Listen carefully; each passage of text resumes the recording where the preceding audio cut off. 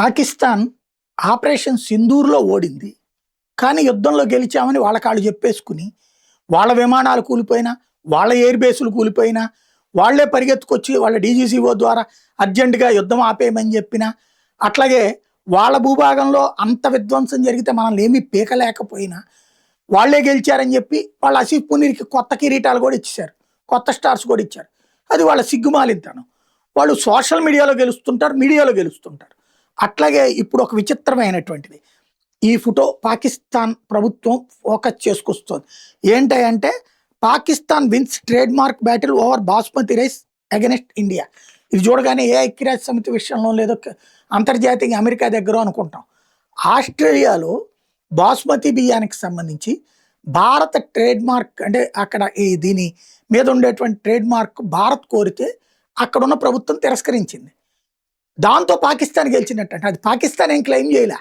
ఇక్కడ విచిత్రమైనటువంటిది ఏంటంటే వాళ్ళు రాస్తున్న దానికి ఇంకెవ్వడక్కర్లా, ప్రపంచమే సమాధానం చెప్తోంది. తాజాగా ఆస్ట్రేలియా కోర్టు డిస్మిస్ చేసింది India's agriculture and processed food products export developing authority APDA అక్కడ అడిగినటువంటి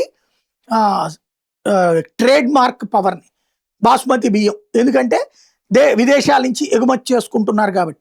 agriculture organisation, food and agriculture organisation ఐక్యరాజ్య సమితి వాళ్ళు కాదు అది చేసింది, ఆస్ట్రేలియాకి సంబంధించిన ఒక కోర్టు. ఇక్కడే వాస్తవంగా ఏంటంటే పంజాబ్లో 1970 నుంచి బాస్మతి రైస్ని తయారు చేసి ప్రపంచానికి ఎక్స్పోర్ట్ చేస్తారు. ఆస్ట్రేలియా అంటే అనేక దేశాలు మన దగ్గరే కొంటుంటాయి. R18 బాస్మతి అనేటటువంటిది మన దగ్గర నుంచి ఎక్స్పోర్ట్ అవుతూ ఉంటాయి. 2023లోనే 21 మిలియన్ టన్నులు బాస్మతి రైసు మనం పంపించాం. థాయిలాండ్కి 8 మిలియన్ టన్నులు, ఆస్ట్రేలియాకి 21 మిలియన్ టన్నులు పంపించాం. మన దగ్గర బాస్మతి రైసు వాళ్ళు కొనుక్కుంటానే ఉంటారు. దాంట్లో పాకిస్తాన్ గెలవడం ఏంటో, పాకిస్తాన్కి సంబంధించిన వాళ్ళు అలాంటి విచిత్ర ప్రచారాలతో గొప్పగా చెప్పుకుంటున్నారనమాట అక్కడ.